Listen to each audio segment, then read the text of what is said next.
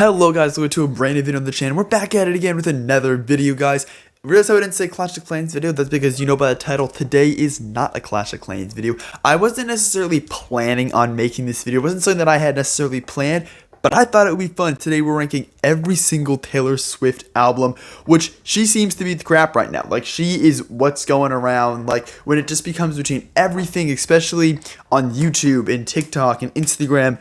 She's everywhere. You can't escape it. And I just thought, you know what? I gotta take my turn to do this. Now, for those of you wondering, no, the Clash of Clans content is not going away. I've just been wanting to make this video for a while. Not necessarily wanting to, but I kind of thought about it and I've like kind of made like previews of it, but I never really went full like and actually went and made a video. But no, the Clash content isn't going away. But I mean, who knows? You know, currently with the Eras Tour and Speak Now Taylor's version coming out, every like more and more of these things are coming about her, and there are so many ranking videos and album reactions going around, especially within the past like month. Like, all these people who like never, you know, listen to her, I feel like are now. You see it all over YouTube. Even I know people that are starting to do that just because of like how big she is right now.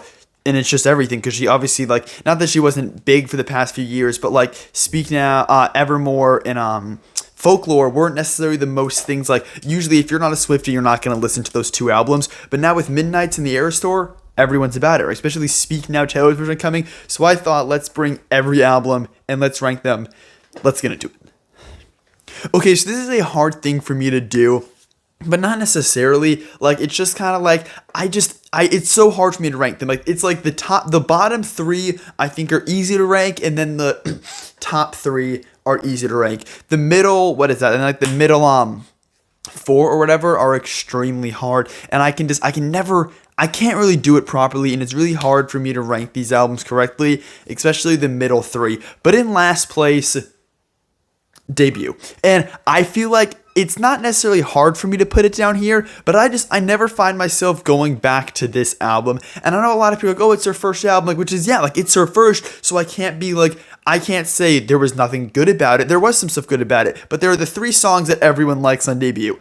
Our song, Picture Burn, Interest, and No. Those are the three songs that everyone's going to go back and listen to. And I mean, I respect it. Those are actually three like good songs that I'm going to go back and listen to, but I never find myself going back to really listen to any of those songs. Like, I never actually fully listened to Debut until about a few years ago. I just never like got myself around to doing it, but now that we did, I mean, I like it. It's good. It has some moments, but it doesn't have enough good stuff in it to bring it necessarily above any other album, so that's going to happen to be in last place. Now, in ninth place, which is a huge step up from Debut, is Fearless Taylor's version. No, I can't stress enough of how much better this album is more than Debut. Like, no wonder she really popped off at this album, not her first one, because this one is so much better. There are truly amazing songs within this album. There are so many good ones, like The Way I Loved You and Love Story and You Belong With Me, and there's a lot of really good songs in here. You know, Mr. Perfectly Fine's another great one, and there's a lot of songs too, way more than Debut had, and there's not much this album did wrong. Sometimes when I want to feel myself going back to listen to this album, it's when I just want to I don't know really what the right word for it is. It's a very casual listening to song. You know what I'm saying? It's like playing, you know, my chair is squeaking. It's like playing a video game, and like you just kind of like, it's like a multiplayer game, but you're playing it like casually, and you're not necessarily going like super hard into it. That's kind of this album. Like, it's like you don't want to focus on the lyrics too much, and you just kind of have a fun time listening to, you know, a fun album. And it seems like, you know, it was written by someone who was 17 or 18, which it was, and that's the way it's meant to be. And that's why I find myself going back to listen to Fearless Taylor's version. And it is a good album. It's way better than Debut. Like, it's a lot better. Let's get into the next one. Next up, in the number 8 spot, it is hard for me to place, because it is hard for me to do this, and I don't necessarily know how to otherwise rank it. There's no other way for me to do it, but it's Red Taylor's version.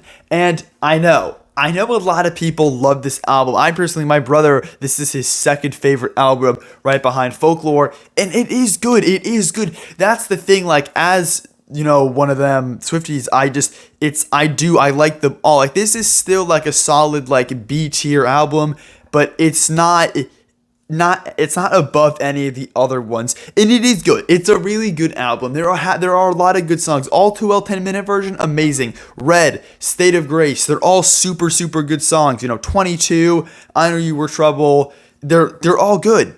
They're all really really good songs, but I can't say much bad about it. It's not better than anything else, but I do think it is slightly overrated. I think that there's a lot of people who say this is a top 3 album, and then there's a lot of people who say it's a bottom 3 album, and I'm one of them say that's a bottom 3. I don't think it's better than any of the other ones, but I do think it deserves respect, and it gets it. I know this album, again, didn't do anything wrong, but there are some songs that I'm skip. There's a lot of skips on it, but the really good songs are really, really good, and that's where Red shines. Red has some lows. It's got some low lows, but not low lows. There's no really, I don't think she has any bad songs, but the highs are way up there, and that's why I think that's where this album shines, and it's a really, really good album, and I like listening to it. It's casual, but it does sometimes make you want to cry.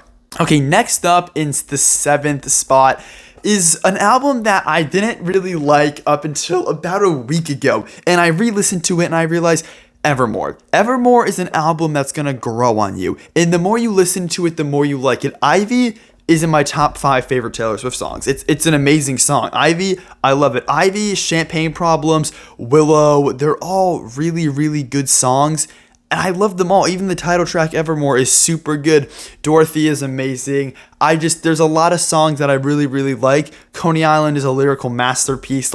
I could write essays on each of these songs and how good they are, and it's amazing. But then I do think there are some kind of more boring songs that I'm not the biggest fan of.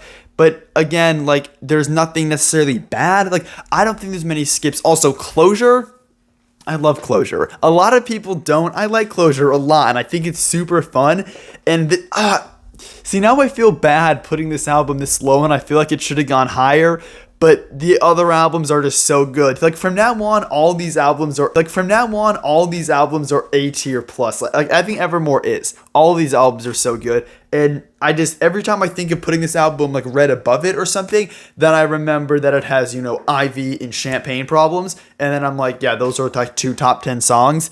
I can't go any lower, but it's amazing. And I truly love Evermore. And it's an album that I think you like more the more you listen to it. And this one, again, my brother told me this as well. And I told him, yeah, I don't really like Evermore. And he was like, the more you listen to it, the more you're going to like it. And that truly did happen. And I like this album a lot now.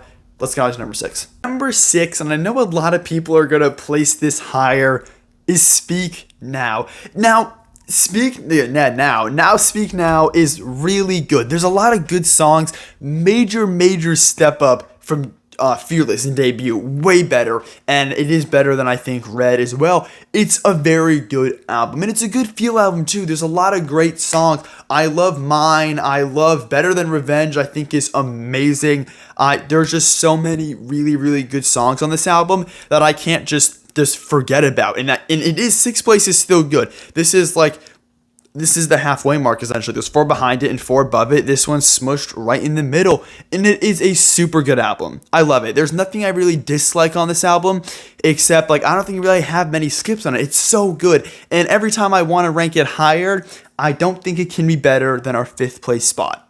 Okay, coming in at our 5th place spot is an album that I liked from the second it dropped. It has gone down for me, but I went to really, really liking this album to being it's kind of mid, to re-listening to the 3 a.m. track and realizing it's a banger. Number 5 is Midnights. Midnights is, I feel like people went from loving it to thinking it's kind of mid to thinking it's a lot better. That's kind of how it's gone back and forth. And my take has kind of stayed the same. It's 5th place for me.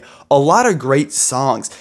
There's not really a single bad song on. I'll sometimes skip Sweet Nothing, but that's not because it's a bad song. It's because if I'm just, out and about, or I'm doing something and, doing something that doesn't require a slow song, I'm not going to want to listen to it, but it's still a good song. Labyrinth is beautifully written. Midnight Rain is probably one of my all-time favorites. I love Maroon. Maroon's a grown-up Red, and I love Paris, The Great War, High Infidelity. There's so many really, really great songs on this album, and it's really, really good.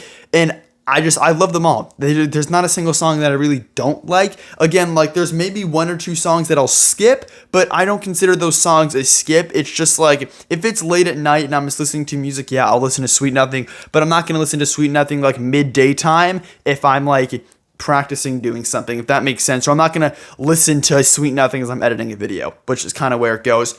But you know, they just keep getting better and better. So let's get into number 4. Number 4 is the all-time classic, not necessarily classic, 1989. Now, okay, 1989 is really, really good. It's such a good album. Like, this is where, okay, 1989 and above, like 4th place, 3rd place, 2nd place, and 1st place in my albums, these are all S tier now. These are perfectly written albums. I only have one skip on 1989, which is This Love. I know, please don't kill me. I'm just not the biggest fan of This Love. I don't think it's that great. But all these other songs are amazing. Like, I can go into all of them. Style, so good. Blank Space, so good. Out of the Woods, so good. Clean, so good. I Know Places, there's just so many good songs. Like, I can't just keep talking about how good this album is. And this album is one of those that, even if you don't listen to Taylor Swift, you know Blank Space, you know Bad Blood, you know Style, you know all, like, you know Shake It Off. Like, it's one of those that even if you don't ever really listen to her, you're gonna know these songs. And it's because it was the big pop one back in 2014 when all these weird songs and these weird hip hop pop songs were coming out. She dropped this masterpiece that kind of right before she got canceled. But you know what? Sometimes being canceled works because that made a really good album when that happened. But number 3 is an album that I really love.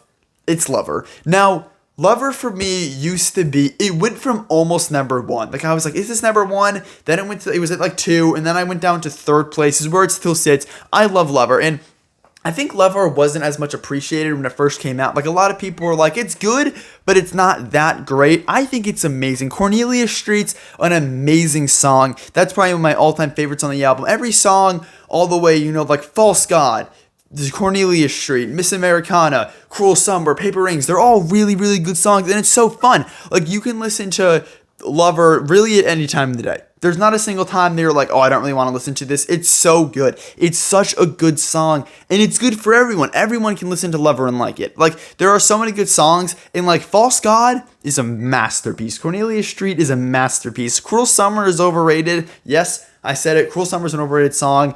Doesn't deserve the hype it gets. Like, she's gonna make Cruel Summer a single and not Cornelia Street. Like, come on. Let's not be doing that. But it's such a good album, and I love every bit of it. Between like the colors, and it just seems happy. And I do think it is one of her favorite albums that she's just written, because like she really likes the album. She likes it a lot. And I think that and Midnights are some of the favorite ones that she's written. And it's a really good album, but it's not better than number 2. Is something that album that I didn't like. Again, I did not like it when it came out, and I guess you probably know what it's gonna be. It's Folklore. Folklore is a masterpiece. Every single song, The One, Cardigan, Last Game American Dynasty, Exile, My Tears Ricochet, then you have August and Betty in the trilogy, then you also have Invisible String, and you have Mad Woman. There's so many bangers in this album. It's all so good. Not a single skip. It is a true masterpiece, lyrically and production wise. The production is so mellow and calm, like on especially things like The One, that you're just like, this is so good. And then Exile, when it goes from like the super deep voice to her super light voice, it's really, really brings I kind of feel that way. It really, really brings everything together, and it's such a beautifully crafted album. And you do feel sad at sometimes, but like you listen to Cardigan and The One, and you're like, yeah, that was kind of depressing. But then there are songs like Invisible String, which is actually about her, and then you have the Folklore trilogy with Cardigan, August, and Betty, and those all tied together very, really well. It's too good of an album, but it's not better than the number 1 spot, which has been my favorite album since the day it came out. I remember the day it came out, 5th grade, and it was a banger, Reputation. Nothing can beat Rep. I'm sorry, nothing can. Every single song, and here's the thing, some Folklore has some ass songs, like Hoax and Peace, I'm like, that's okay. The Lakes is amazing, but Hoax and Peace, I'm like, that's okay. No, every single song in Reputation is good. No, not even good. Every song is great. And then plus you have things like Getaway Car and Gorgeous and Call It What You Want and King of My Heart that are just above and beyond, to the point that like you can listen to this album every day and not get sick of it. And then the album closes off with New Year's Day, which is so good. And it literally, New Year's Day sums up the album perfectly into what it should be and what an album should be. And after coming with this album and starting off like the country singer, pop singer-ish, mainly known as for country, Taylor Swift comes and releases Look What You Made Me Do, and Ready for It? Like, come on, you got to admit this is cool. Like, it's so good, and you never get sick of it. You never are like, I don't want to listen to it. And I know some people that don't like it as much. Like, my brother puts it at like number 8 with Midnights and Debut and the last two. And no, Reputation, people love it. It gets the praise it deserves. And if you don't like it, I can see why. I can't though. That's the thing. I can't really see why. There's everything to it, and there's stuff for everyone. There's stuff for everyone. Truly, this album, like Call It What You Want, is so like perfect. And Getaway Car is my all-time favorite song, and it's just so good. It gives you everything you need, and that's just why this album truly deserves to be number 1, not only in her albums, but just straight up kind of in the world. Alright guys, but that is going to do it for the video. I hope you guys did enjoy it. I know this was kind of like a weird video. Why am I posting this? Dude, I have no clue. Like, get me back to Clash of Clans. Give me Clash of Clans. But this was super fun. I had a blast doing this. I had a blast editing it. It was a super fun video to make. I hope you guys did enjoy the video. Remember, go in there and subscribe to the channel and leave a like. We're trying to hit 500 subscribers by August. And I'll see you guys in the next one. And just a quick little update. I might be doing a reaction to Speak Now, Taylor's version. But I promise that's it. Back to Clash, but we're going to be doing a Speak Now, Taylor's version reaction. A little sneak peek. But I'll see you guys in the next one. Peace out.